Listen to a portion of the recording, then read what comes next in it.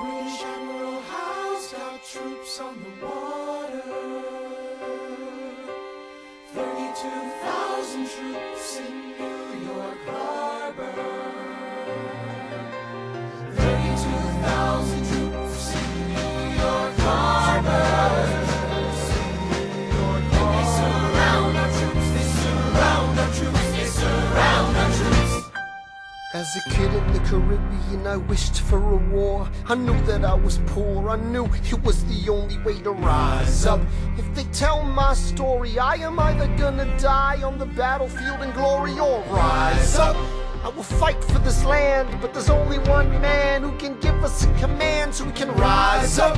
Understand, it's the only way to rise up, rise up. Here he comes. Here comes the general. Ladies and gentlemen, Here comes the general. the moment you've been waiting for. Here comes the general. The pride of Mount Vernon. Here comes the general. George Washington. We are outgunned, outmanned, outnumbered, outplanned.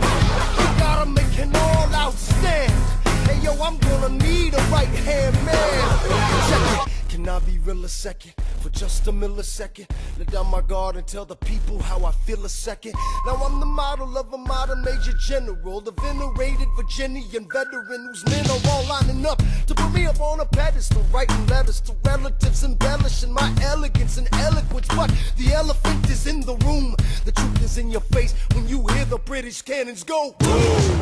Any hope of success is fleeting. How can I keep leading when the people I'm leading keep retreating? We put a stop to the bleeding as the British take Brooklyn. Night takes Rook, but look, we are outgunned, outmanned, outnumbered, outplanned. We gotta make an all-out stand. Hey yo, I'm gonna need a right-hand man. Incoming! They're battering down the battery, check the damages. We gotta stop them and rob them of their advantages. Let's take a stand with the stamina God has granted us. Hamilton won't abandon ship, yo, let's steal their cannon. Goes the cannon, watch the blood in this shit spray. And goes the cannon, we're abandoning Kips Bay. And there's another shipping, we just lost southern tipping. We gotta run to Harlem quick, we can't afford another slip. Guns and horses giddy up, I decide to divvy up my forces. This skittish as the British cut the city up. This close to giving up, facing mass scrutiny, I scream in the face of this mass mutiny. Are these the men with which I am to defend America? We ride at midnight, Manhattan in the distance. I cannot be everywhere at once, people. I'm in dire need of assistance. Your Excellency, sir. Who are you? Aaron Burr, sir. Permission to state my case. As you were. Sir, I was a captain under General Montgomery until he caught a bullet in the neck in Quebec. And well, in summary, I think that I could be of some assistance. I admire how you keep firing on the British from a distance. I have some questions, a couple of suggestions on how to fight instead of fleeing west. Yes? Well, Your Excellency, you wanted to see me. Hamilton, come in. Have you met Burr? Yes, sir. We keep meeting. as I was saying, sir, I look forward to seeing your strategy play out. Burr, Sir. close the door on your way out. Have I done something wrong, sir? On the contrary, I called you here because our odds are beyond scary.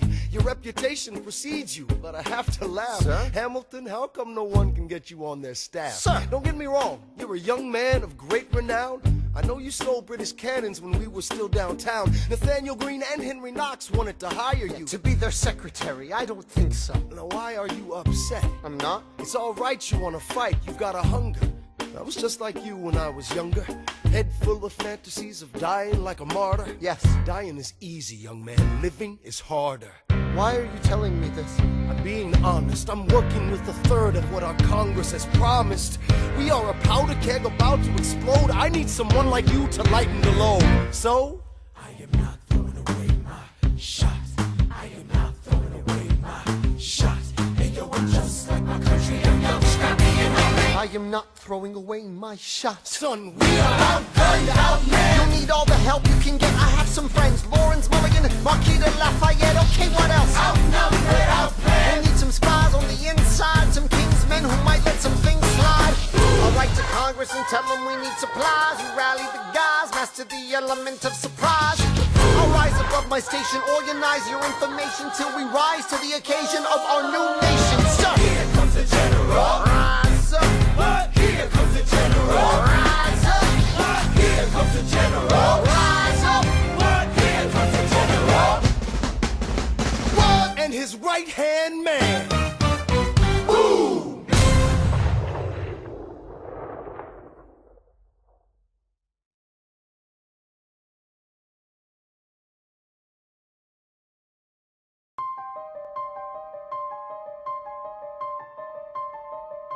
Stay alive. Stay alive.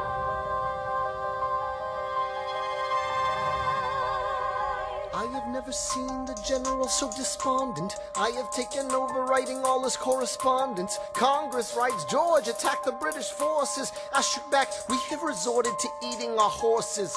Local merchants deny us equipment, assistance. They only take British money, so sing a song of sixpence. The cavalry's not coming. But sir, Alex, listen, there's only one way for us to win this.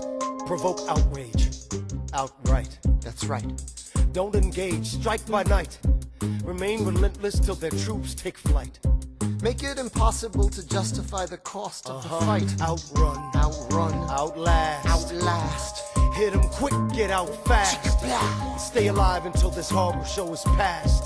We're gonna fly a lot of flags, half-mast. Raise a glass. I go back to New York in my apprenticeship. I ask for French aid, I pray that France is sent to ship. I stay at work with Hamilton, we write essays against slavery, and every day's a test of our camaraderie and bravery. We cut supply lines, we steal contraband. We pick and choose our battles and places to take a stand. And every day, sir, entrust me with a command.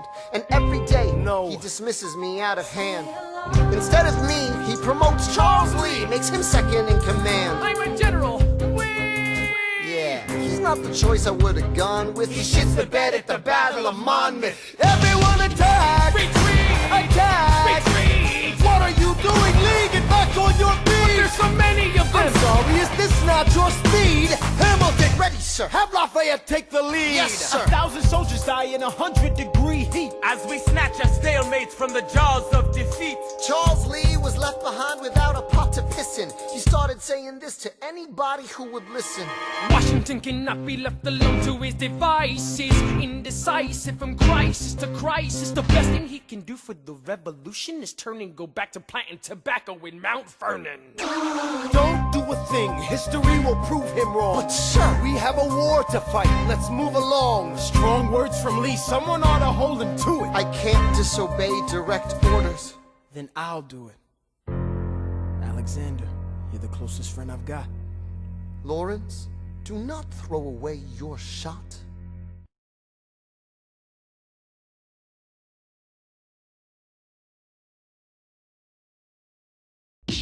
After the war, I went back to New York. After the war, I went back to New York. I finished up my studies and I practiced law. I practiced law, Burr worked next door. Even though we started at the very same time, Alexander Hamilton began to climb. How to account for his rise to the top?